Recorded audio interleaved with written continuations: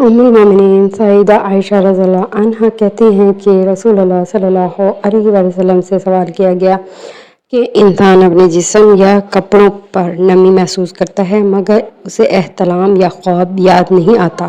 آپ صلی اللہ علیہ وسلم نے فرمایا غسل کرے، اور اس آدمی کے متعلق پوچھا گیا جو سمجھتا ہے کہ اسے احتلام ہوا ہے مگر جسم یا کپڑوں پر کوئی نمی نہیں پاتا۔ آپ صلی اللہ علیہ وسلم نے فرمایا اس پر غسل نہیں ہے۔ تو ام سلیم رضی اللہ عنہا نے کہا کہ اگر عورت اسی طرح دیکھے تو کیا اس پر غسل ہے؟ آپ صلی اللہ علیہ وسلم نے فرمایا ہاں، عورتیں بھی بلا شبہ مردوں ہی کی مانند ہیں۔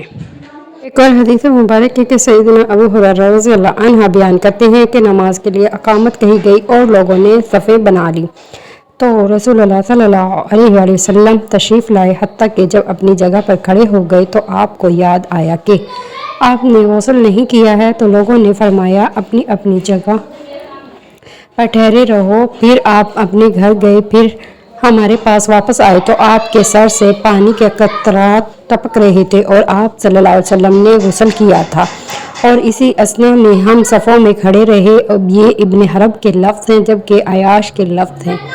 ہم برابر کھڑے رہے، آپ کا انتظار کرتے رہے حتیٰ کہ آپ تشریف لائے اور غسل کر کے آئے۔ حدیث ابی داؤد 235-36۔